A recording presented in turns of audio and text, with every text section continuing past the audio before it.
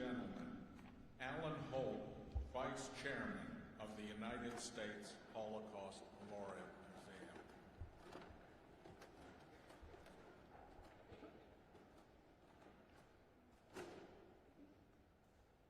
Good morning.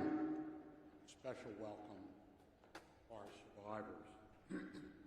Exactly 80 years ago today, 2 weeks before the German surrender, American newspaper publishers and editors began a 15-day tour of some of the recently liberated concentration camps. They came from Kansas City, St. Louis, Detroit, Minneapolis, Houston, New Orleans, and large cities such as New York, Chicago, and Los Angeles. At the same time, a bipartisan congressional delegation from 12 different states was making a similar tour. They were all there not just because the largest, most destructive war in human history was coming to an end.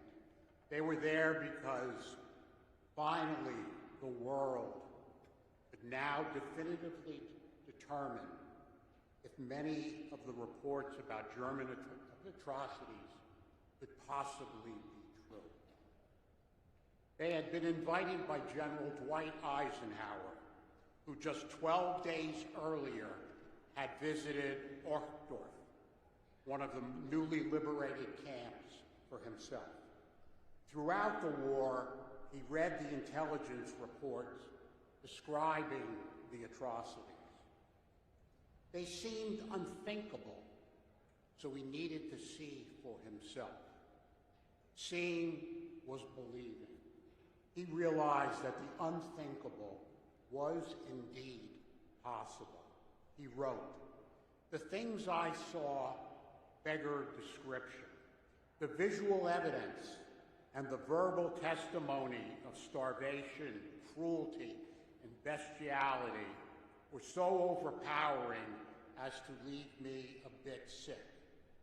I made the visit deliberately in order to be in a position to give first-hand evidence of these things, if ever in the future there develops a tendency to charge these allegations merely to propaganda."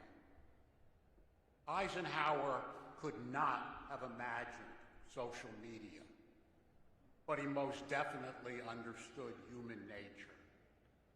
We know this all too well as Holocaust denial continues to grow with each passing year. Just 17 days after Eisenhower's visit to Ohrdruf, a 25-year-old Polish-born man named Israel Holsecker was liberated by American soldiers. He had been in at least 5 different concentration camps, including Auschwitz, Buchenwald, and Dachau. I would not be here but for those American soldiers who liberated Israel, my father, exactly 80 years ago, because it was in the course of liberation that Israel met another young survivor, Jenny, my mother. Israel and Jenny, I'm sad to say, are now gone, as are most of the World War II veterans. I worry that new generations will not understand what was at stake during the war. For 5.5 years, the Germans and their allies waged a brutal military war and a war against the Jews and other so-called racial enemies. For America, it was a war to defend all the values that our great nation stands for, the founding principles of our pluralistic democracy. Eisenhower invited those journalists and congressmen to see the liberated camps because he knew one lesson of the war must be that the unthinkable would always be possible. And he also knew that with time, this vital lesson easily forgotten.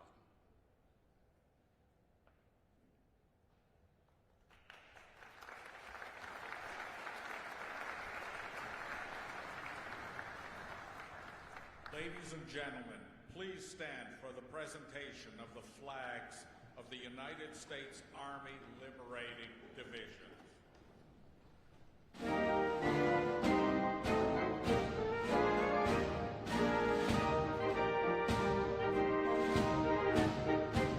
First Infantry Division, Falkenau under Eger. 101st Airborne Division, Landsberg.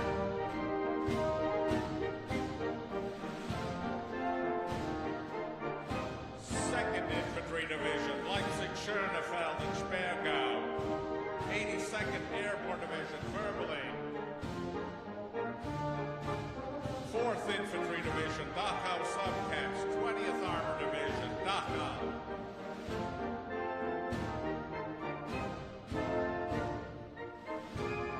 8th Infantry Division, Verbeling.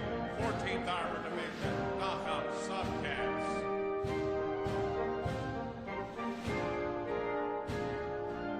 26th Infantry Division, Gusen. 12th Armored Division, Landsberg.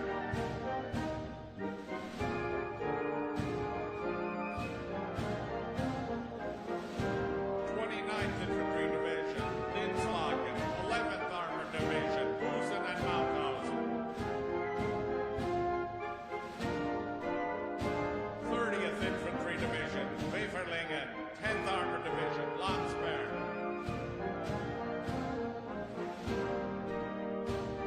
36th Infantry Division, Kaufering Camps. 9th Armored Division, Falkenau under Eger. 42nd Infantry Division, Dachau. 8th Armored Division, Halberstadt-Siegberger.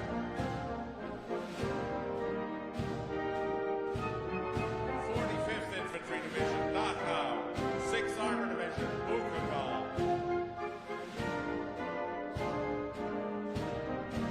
63rd Infantry Division, Kaufering Camps. 4th Armored Division, Wardrobe.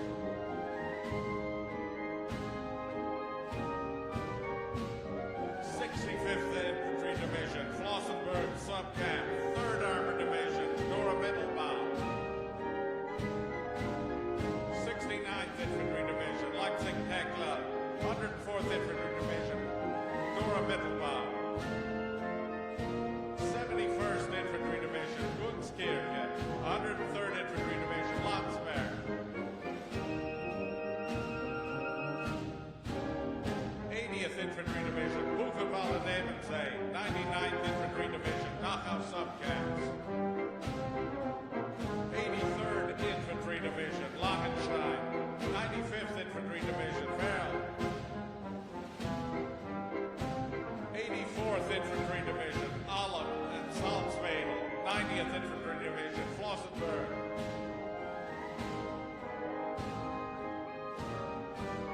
86th Infantry Division, Attendorn. 89th Infantry Division, Ordrup.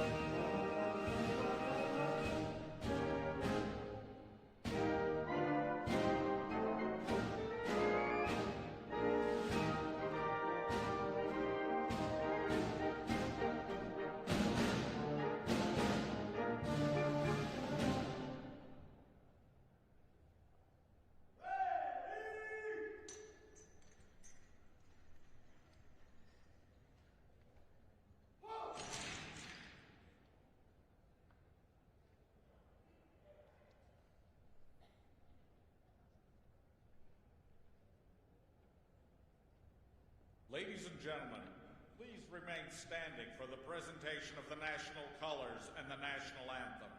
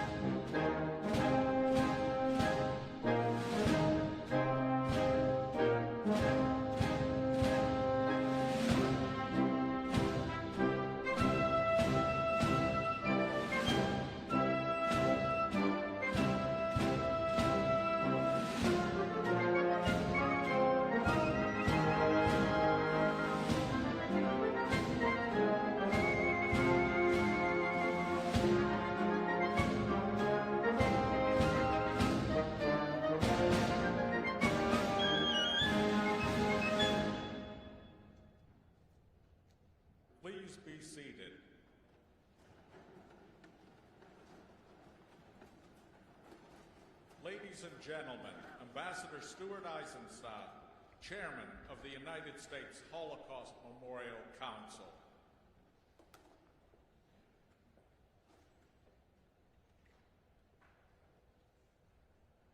Survivors, this past January, along with our director, Sarah Bloomfield, I had the distinct honor of leading our Holocaust Museum delegation to the Auschwitz-Birkenau to commemorate the 80th anniversary of its liberation. High-level delegations from 54 countries, including presidents, prime ministers, ambassadors, and royalty, which included King Charles of the UK, gathered to remember the victims and to honor the survivors, to hear remarks from my dear friend, survivor Miriam Tursky, and several others.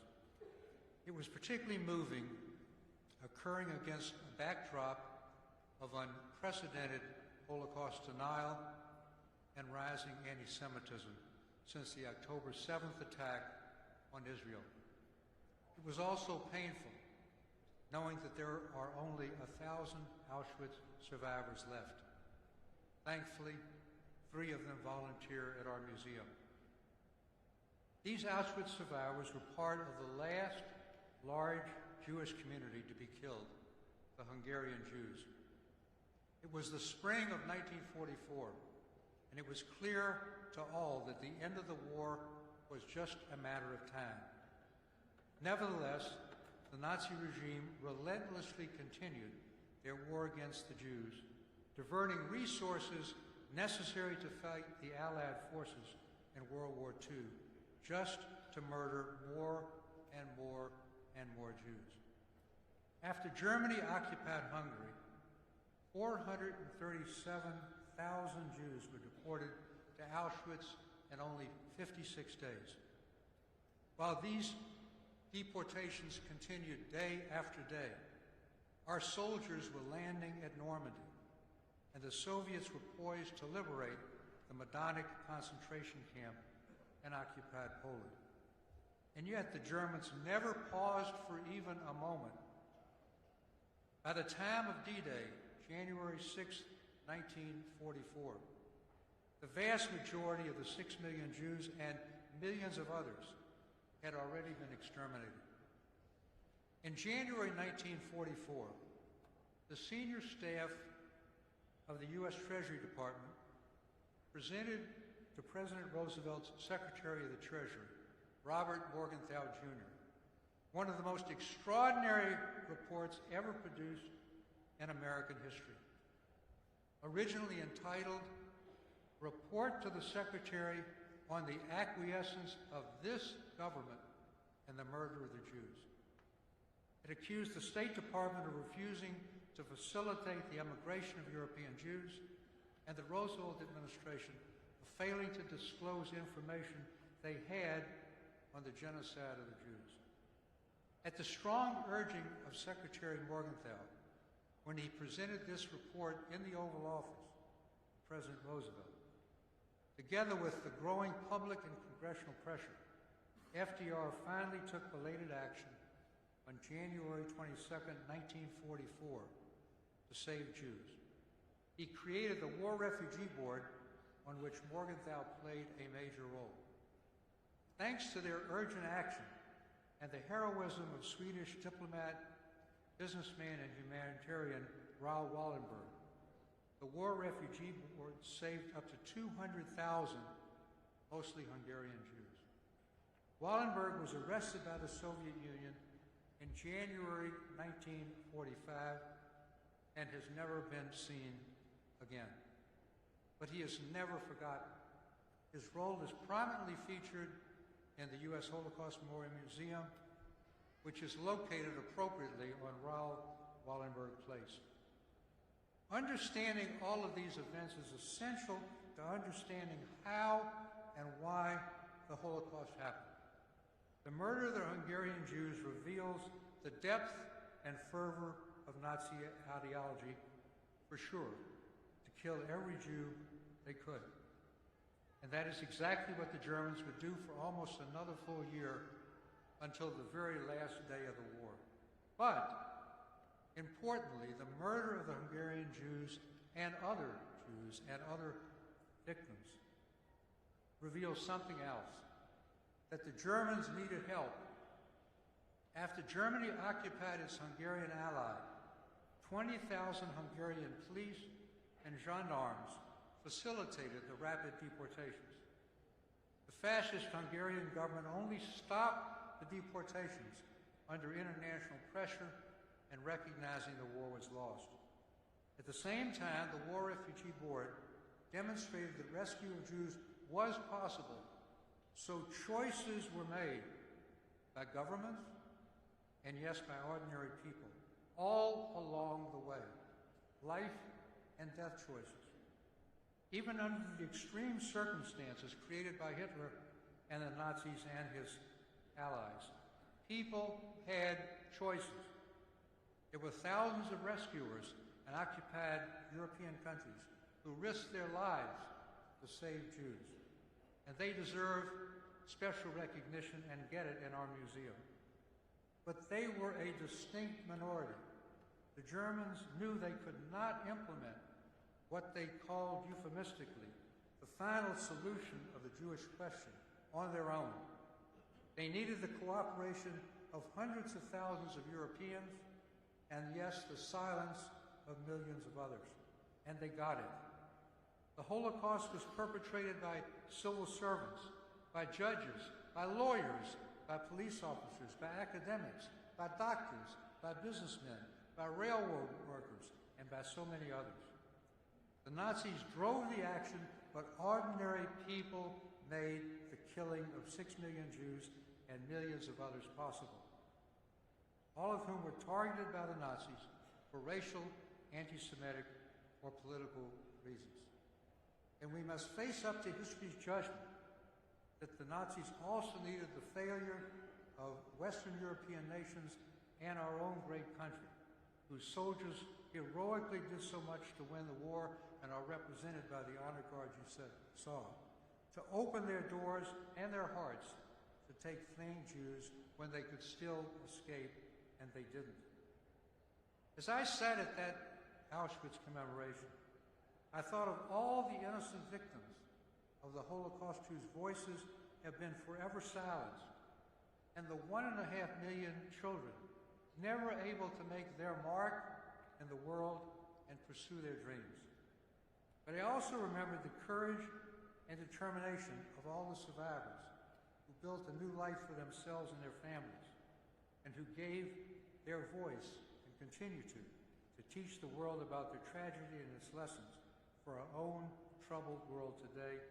And I also remember the courage of our own soldiers who liberated the camps. At the same time, I also asked myself, which companies worked slave laborers to death as they were forced to produce military products to keep the death machine of the Third Reich going? Who designed the gas chambers in the crematorium? Who manufactured the deadly Zyklone B gas? Who made the deportation lists? Who drove the trains?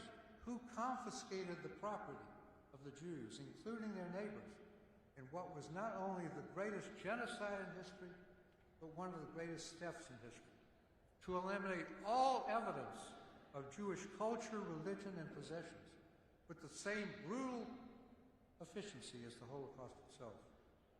Today, on this very special day of memory, there is much to remember. We remember the thousands of Jewish communities that were destroyed forever, and the unique Eastern Jewish European culture that was also destroyed forever. We remember those heroic individuals who took great risks to save Jews. And above all, we remember victims, the innocent men, women, and children. As we remember the victims, we must never forget those who made them victims. And we must continue to draw inspiration from the survivors, over 200,000 of whom are still with us today around the world. Now it's my distinct pleasure to introduce our distinguished keynote speaker. When I began my remarks, I referenced the commemoration of the 80th anniversary of the liberation of Auschwitz-Birkenau. President Trump's delegation to that ceremony was co-led by the 41st Secretary of Commerce, Howard W. Lutnick, whom we're very fortunate to have with us today in the midst of his very heavy burdens. Secretary Lutnick is also known for his singular humanitarian work in the aftermath of the 9/11 terrorist attacks that supported the families of those who were killed in his company in the World Trade Center, including his own brother, and victims of other disasters. Mr. Secretary, you do us honor by coming. We look forward to your remarks on this solemn Holocaust Remembrance Day.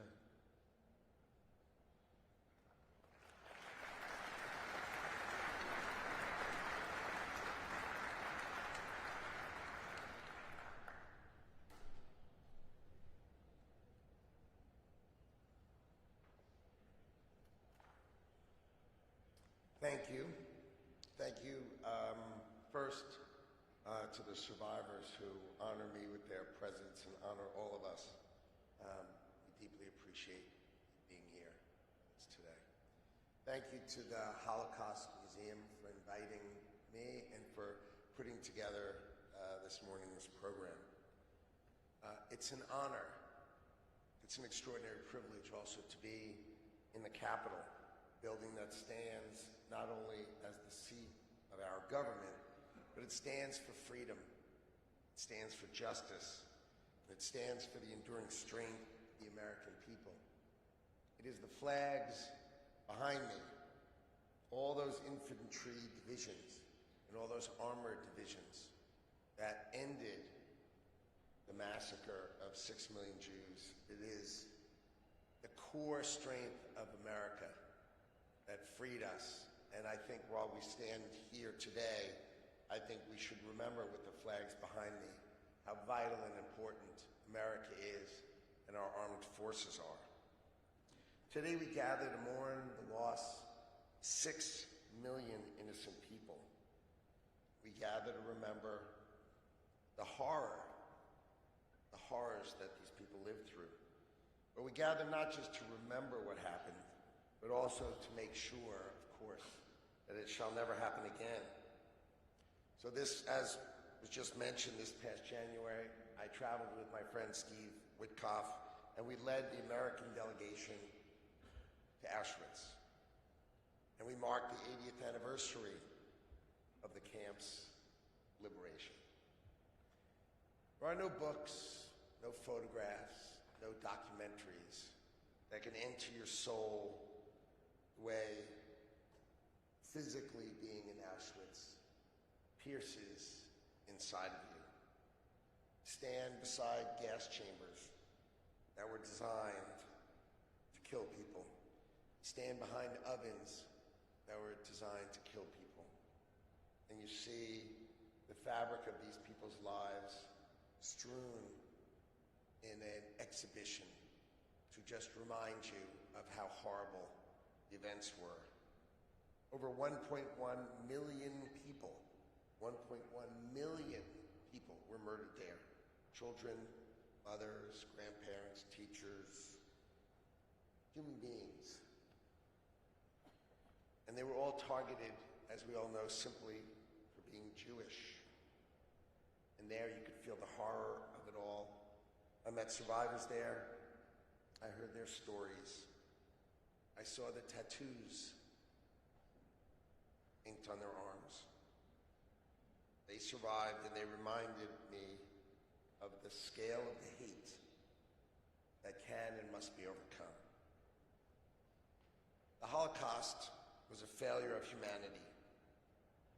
But as we all know, no matter how hard we try, that kind of hatred continues to exist, just in many, many other forms. It shows up in different ways, and it shows up at different times. On September 11th, our country was attacked by jihadists. These radical jihadists murdered thousands of innocent people. They killed my brother Gary. He was 36. They killed my best friend Doug. He was 39. And they killed 656 of my other friends and colleagues who worked at my company, Cantor Fitzgerald, because Cantor Fitzgerald was on the top 5 floors of the World Trade Center. I lost nearly everyone I worked with. It was enough, really, to break anyone. But we decided we would rebuild in order to care for the families of our colleagues who were killed that day. On October 7th, 2023, that evil, it surfaced again. In Israel, 1,200 Jewish men, women, and children were massacred. Women raped and mutilated. Entire families burned alive. 254 people taken hostage. Again, it was coordinated. Again, it was calculated. Again, it was carried out with the same genocidal hatred that fueled Auschwitz. And it's that same disregard for human life that fueled the September 11 attacks. It's just the same hate. It just comes at a different time with a different name. So we have to be clear, we have to be strong, and we have to be united. America is great because we believe in freedom, we believe in justice, and we believe in truth. And that is exactly what our enemies hate. And when those key ingredients of America are tested, we rise. That's why the flags are behind me, and that's why we stand here in our capital. We don't run from it. We address it head on. We remember it, so we will see it coming. And we must stop it before it spreads. So, I'm here to tell you in very, very clear and plain language, President Trump will never back down from defending the Jewish people. Never.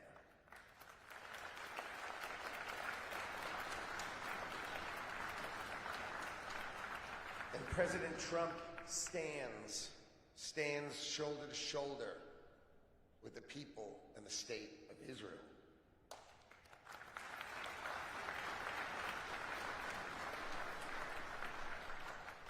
Colleges and universities that enable anti-Semitism, they will lose our government's support. The Trump administration will not protect institutions that protect hate.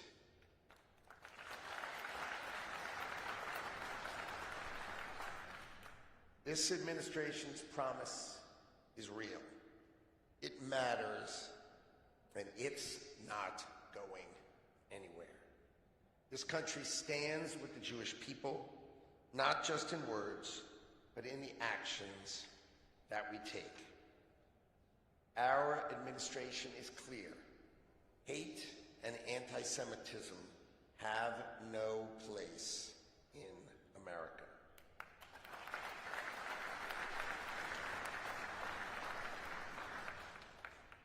We are all honored to be standing beside our incredible survivors who are with us today. Thank you for honoring us.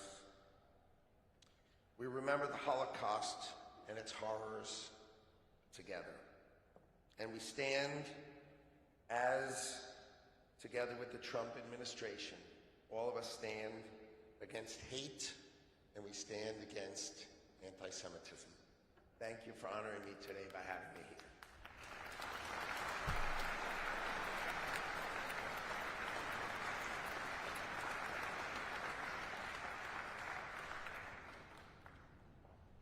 Ladies and gentlemen, Abe Foxman, Holocaust survivor.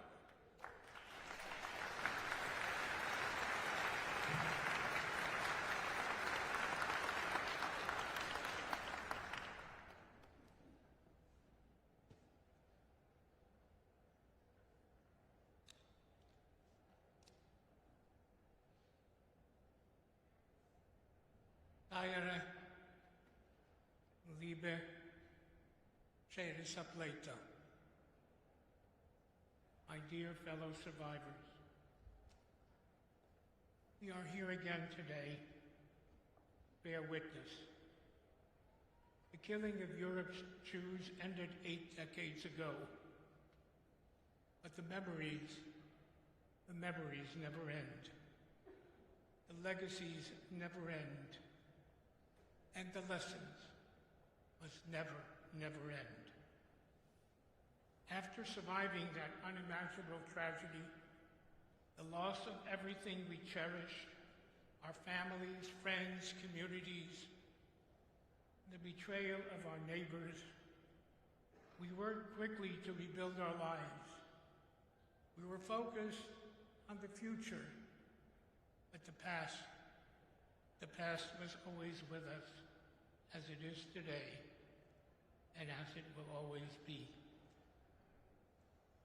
Over the years, it has been deeply gratifying to see Holocaust survivors build an international memory movement.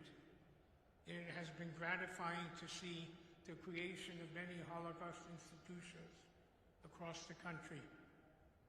And it was gratifying that our nation made an extraordinary commitment by creating a federal Holocaust museum near the National Mall, that adjacent to the museums that present the history of this great nation and celebrate human achievement, next to them there would stand a powerful counterpoint reminding the world of the dark side of human achievement.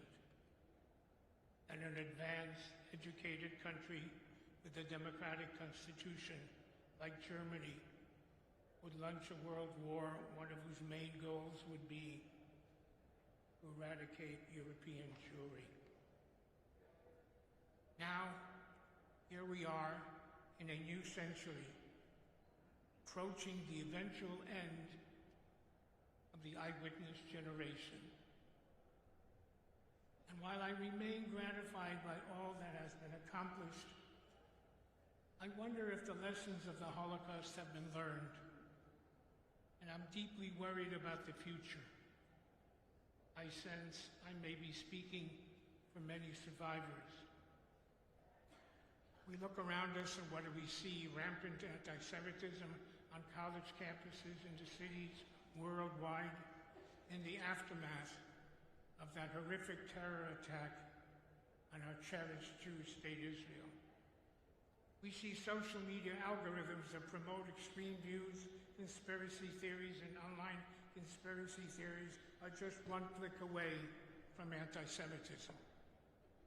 And anti-Semitism not so different from the conspiracy theories that permeated Europe for centuries, long before Hitler was born, and helped make the killings of 2/3 of our people possible.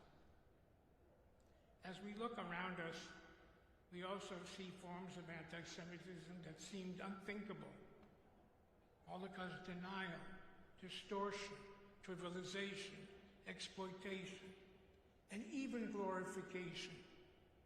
We look around and see here in America anti-Semitism on both far left and far right.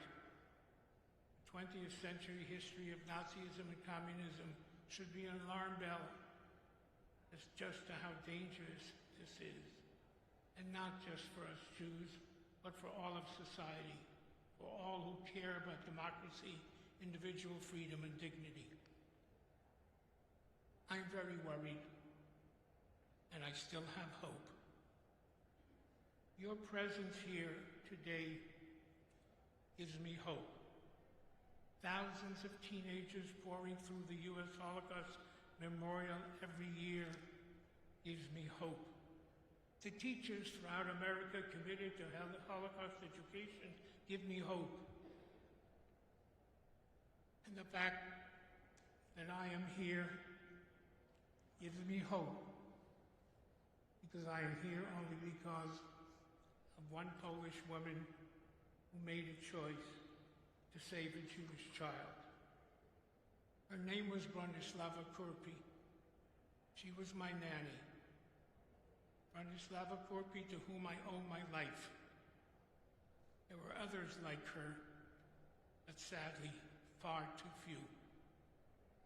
The Holocaust teaches us many lessons about the fragility of democracy, the dangers of anti-Semitism.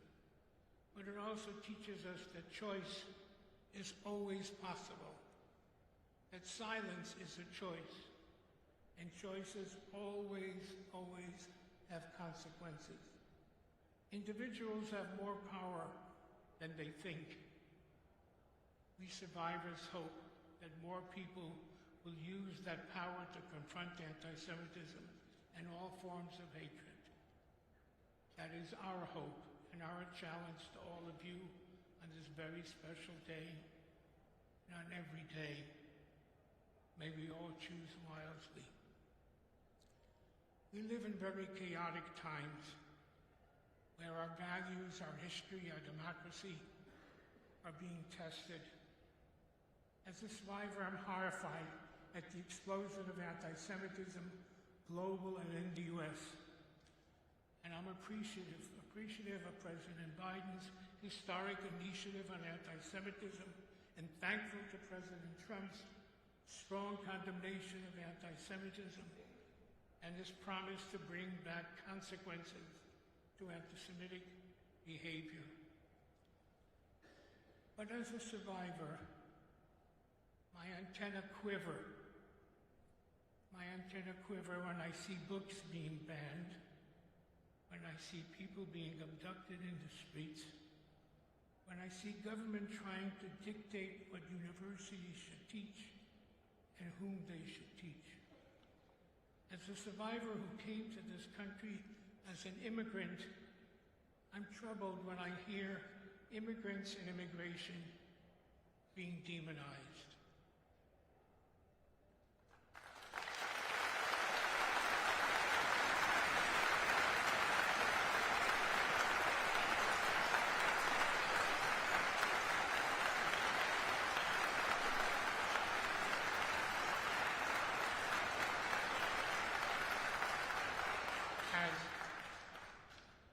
As some of you know,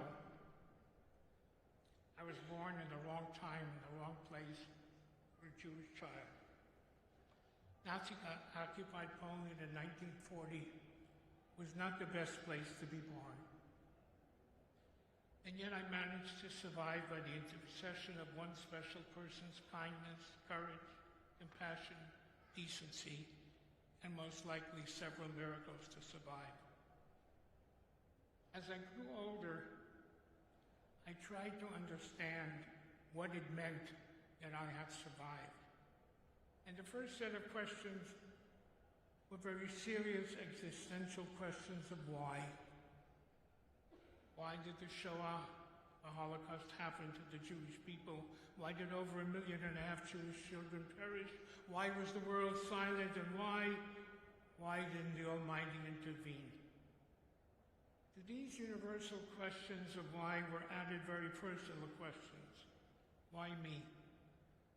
Why me and not the other little boys and girls, the Shleimelach, the Chanalach, the Saralach, the Moishalach? Why not them? Why me?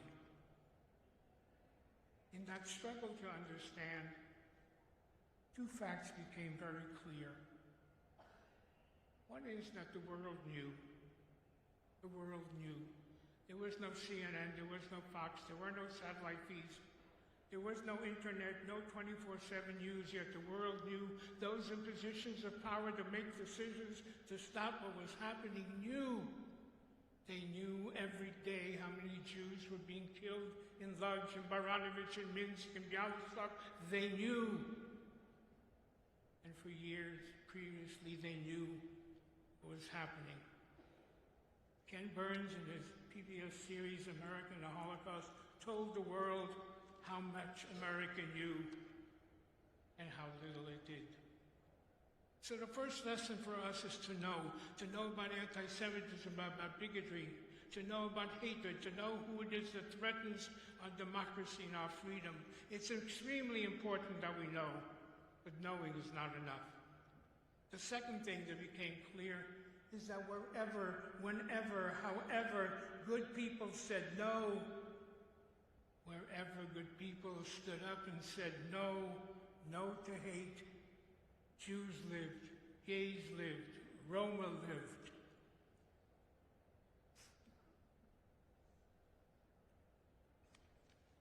There was an Oskar Schindler who saved 1,200 Jews. There was a Raoul Wallenberg, you heard, a Swedish diplomat who saved 50,000, maybe 100,000 Jews. There were 60 diplomats who acted against their country's wishes and saved thousands of Jews. There was Denmark, Bulgaria, Albania.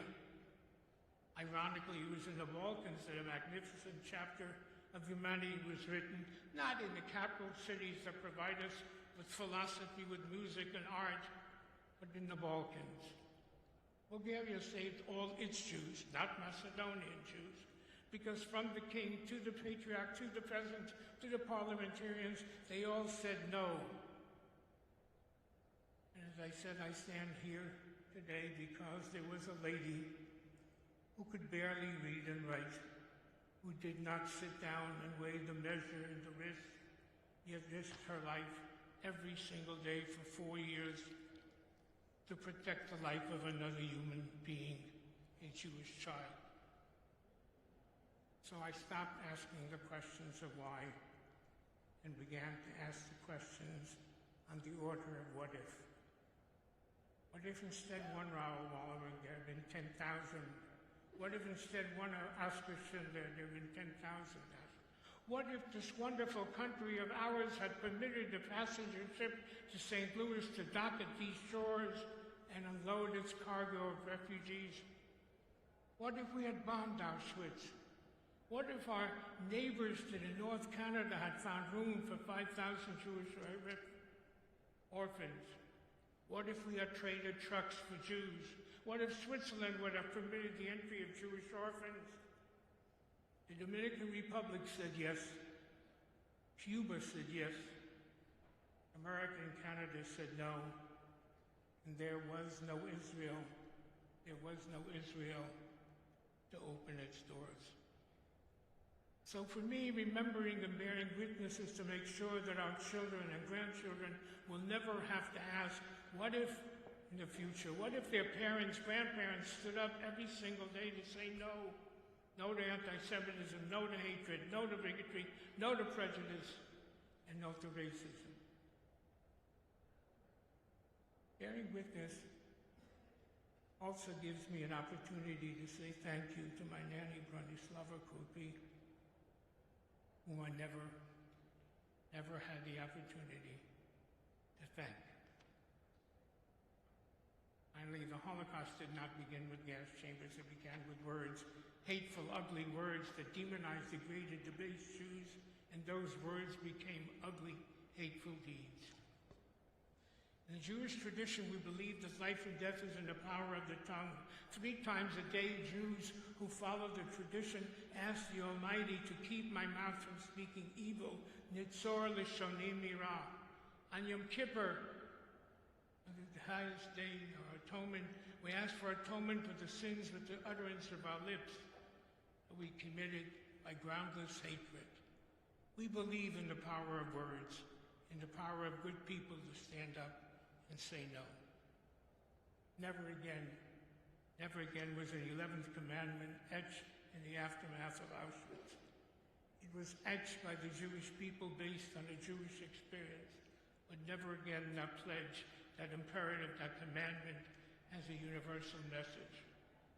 For all of us today must bear witness and be faithful to that commandment, which instructs us all to never again be silent when anyone is in fear, danger, isolated, singled out because the color of their skin, their religion, their ethnic origin, their sexual orientation, or anything that makes them different from the rest. Shockingly, we survivors of today bearing witness to global epidemic of anti-Semitism. Israel, the Jewish state, is again under attack. Israel has become the Jew amongst the nations, the only country that has to defend its right to defend itself. Zionism, the national liberation movement of the Jewish people, is again under attack and has become a dirty word.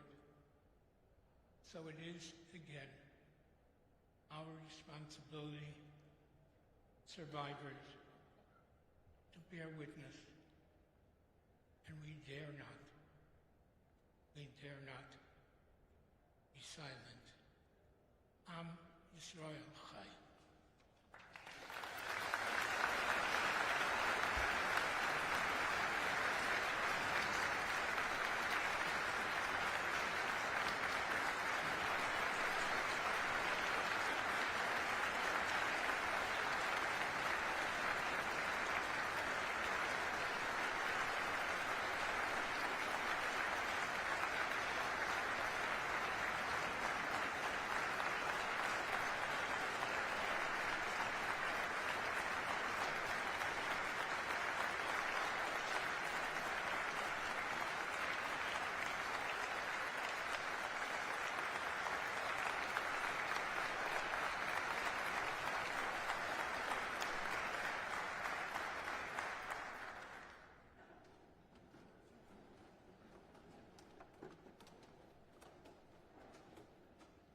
These United States Army officers are participants in a museum leadership program that has included over 800 U.S. military service members.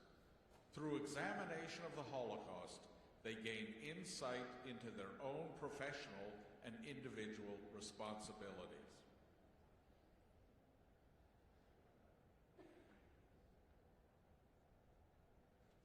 I'm Major Rufus Allen. I remember.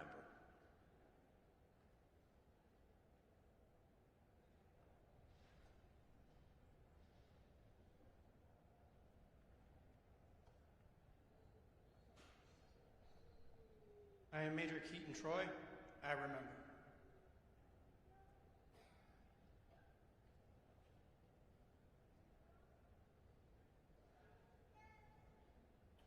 Major Zachary Trevathan. I remember.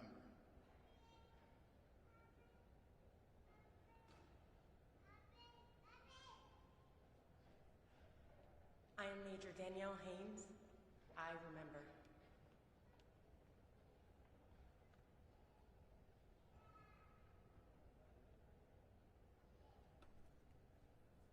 I am Major Alexander Manavi, and I remember.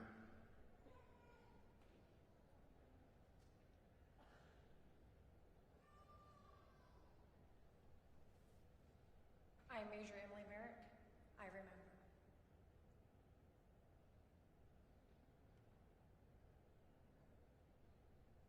I am Captain Rebecca Melendez. I remember.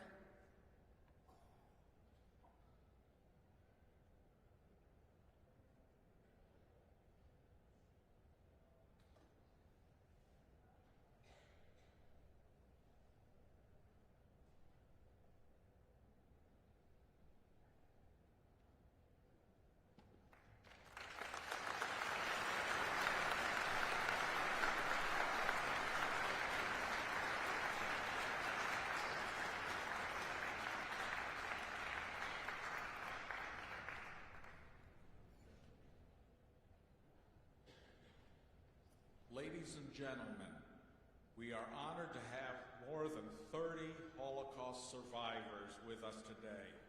And now, some will share memorial reflections. My name is Louise Lawrence Israels. Due to bravery, resourcefulness, and sheer luck, I survived with my parents, brother, and dear friend. We hid in an attic for over 2 years. The image I hold depicts 2 of my relatives enjoying a wonderful day at the beach. Looking at this is bittersweet.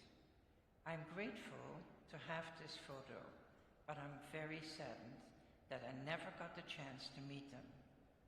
That opportunity was ripped away from me when the Nazis occupied my country, the Netherlands, and began deporting its Jews. Both of them were deported to Auschwitz in 1944 and murdered. I honor and remember my great-aunt Gesina Wilhelmina Gomperts-Polak and Eddie Barend Gomperts, my cousin.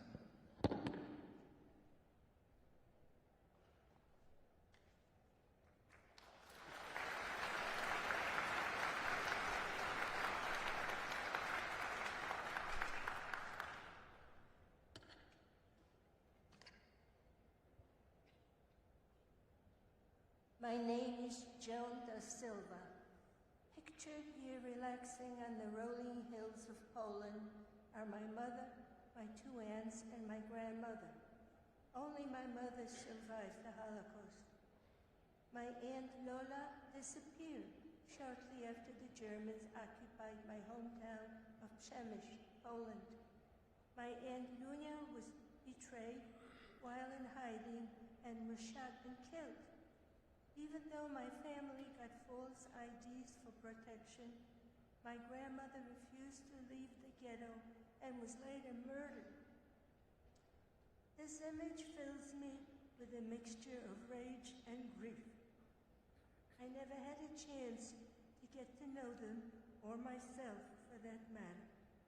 At age 5.5, I had to pretend I was someone else in order to survive.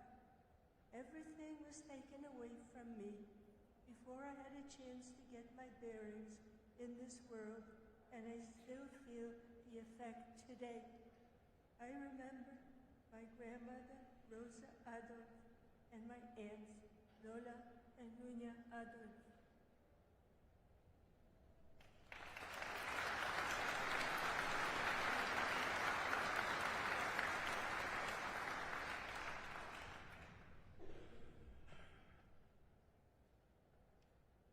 My name is Peter Feigl. Although I was born in Germany, I spent most of the war years in France, trying to stay one step ahead of the Nazis. On August 26, 1942, while I was away at a Quaker summer camp, my parents were arrested. I began writing a diary dedicated to them the very next day. I hope to tell them about my life during their absence when we were finally reunited. Here you see a page from my diary with photos of my parents. The reunion I so desperately longed for never happened. My parents were deported to Auschwitz, where they were murdered. Had it not been for the help of strangers, I might have suffered the same fate. I remember my parents, Ernst Feigl and Agnes Bornstein Feigl.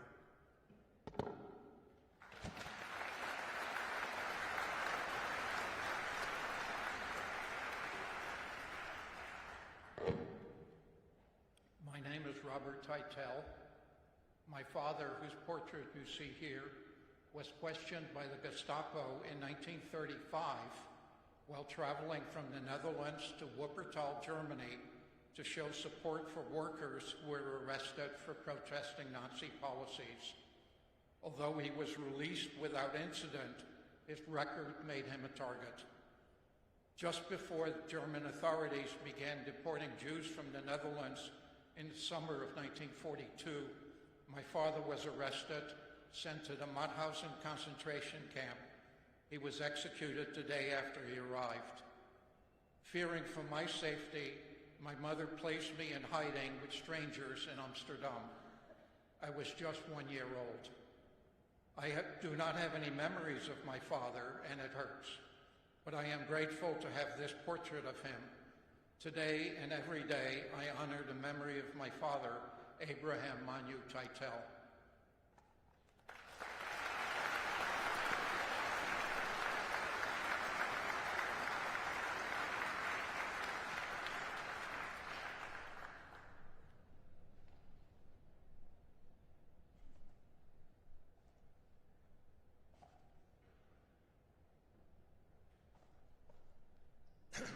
My name is Nat Shafir. In November of 1942, Local priest with whom we had a great relationship showed up at my family dairy farm in Romania. This time, however, he came only to hand us over to the authorities.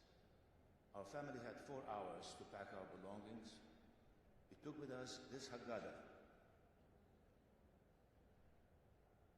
We used every Passover. My father and I later hid it with other Jewish ritual items in a bombed-out building the day before he was deported to a forced labor camp, leaving me to care for my mother and 2 of my sisters. I was 7 years old at the time. Fortunately, my father survived and we recovered these family treasures. It is especially meaningful to stand before you today and lead the mourner's Kaddish, as today is also my father's Yahrzeit. I will be reciting the Kaddish for him and for 6 million Jews who were murdered during the Holocaust, including 32 members of my extended family. I invite you to please stand and join me reciting the mourner's Kaddish.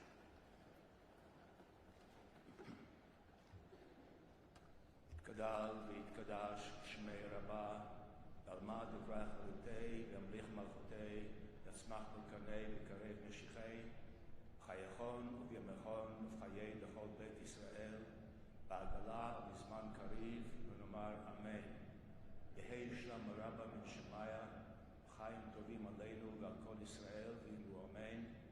Usei Shalom v'Ramal, u'yaseh Shalom Aleinu v'al Kol Yisrael v'imru Amen.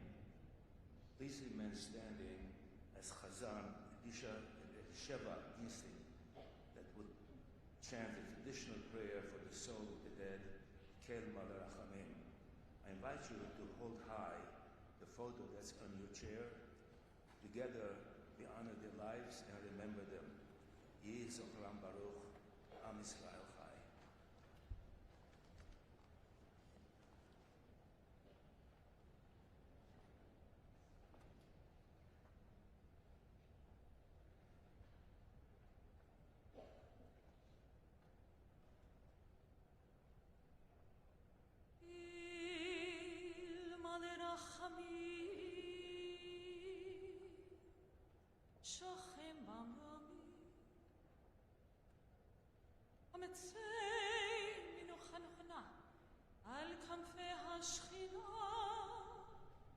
במעלות קדושים וטהורים, כזר הרקיע מזהירים את כל הנשמות של 6 מיליוני היהודים, חללי השואה באירופה, שנהרגו, שנשחטו, שנשרפו ושנספו על קידוש השם.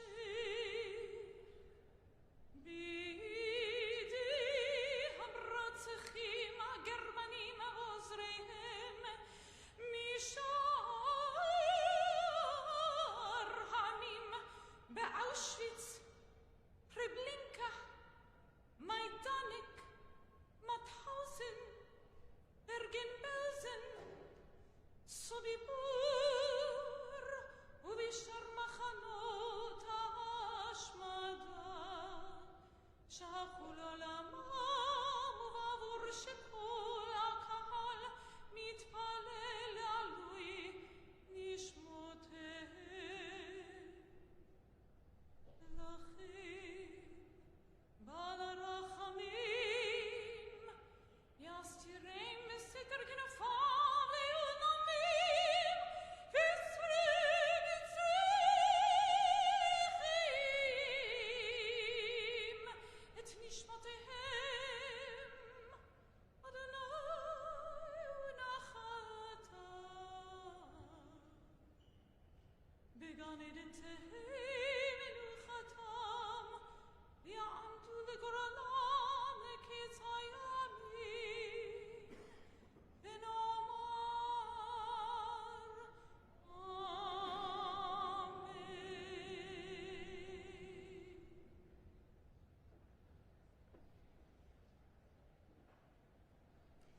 Please be seated.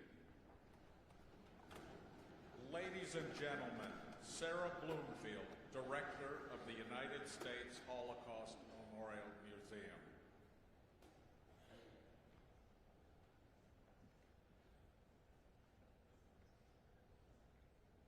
With Holocaust denial and anti-Semitism flourishing around us, the wisdom of our survivors is more important than ever.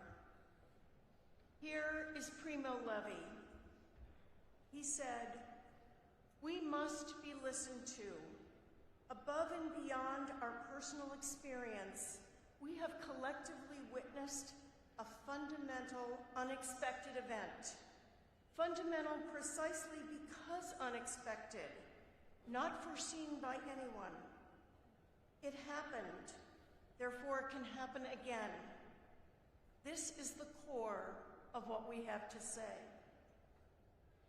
And here is Steffa Kupfer on how she survived in hiding. Here's what she said. "My mother was very Orthodox. Mrs. Orlewska was deeply religious and respected my mother's religion. So she took one pot, which she scrubbed real good. She cooked potato soup for us every day. My mother didn't have any unkosher food for the duration of the hiding. And my mother would say, 'Take a little money when you go to Mass and give it to the poor.' And Mrs. Orlewska would say, 'There are no poorer people than you. Your children have no fresh air. You have no light. You have no freedom. Nobody is poorer than you.' She wouldn't take a penny, never. She did it out of the goodness of her heart. And after liberation, she says, 'Please, don't stay in touch with me. Don't ever come back. I don't want my neighbors to see you. I am afraid for the safety of my life. My people will not forgive me for saving a Jewish life.'" Like her neighbors, Mrs. Orlewska was exposed to the anti-Semitism that was rampant across Europe for centuries. So why did she choose to not let that disease infect her? And why did she choose to do more than that? To risk her life to save Steffa and her mother? What made Mrs. Orlewska and the other helpers different? They were from every country, every religious background, and every political persuasion. Why were they not influenced by the hatred, propaganda, peer pressure, and greed all around them? The warning of Primo Levi, the gratitude of Steffa, and the actions of Mrs. Orlewska stand for all time, reminding us of what happened and what can happen, and asking each of us this fundamental question. Now that you know, what will you do?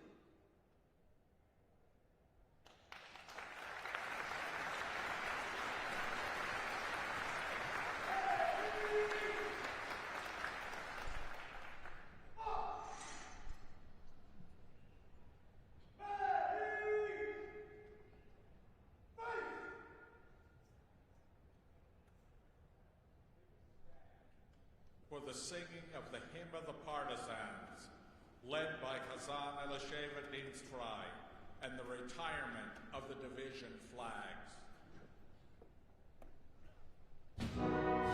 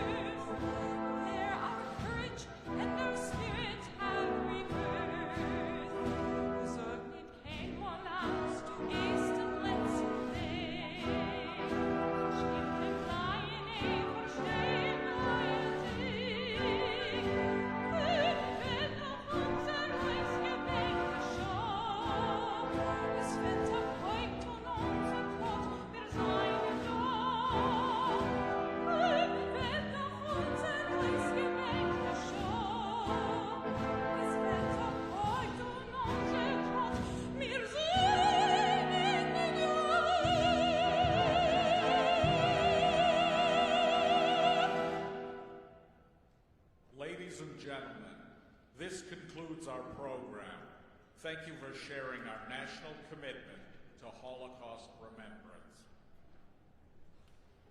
remembrance.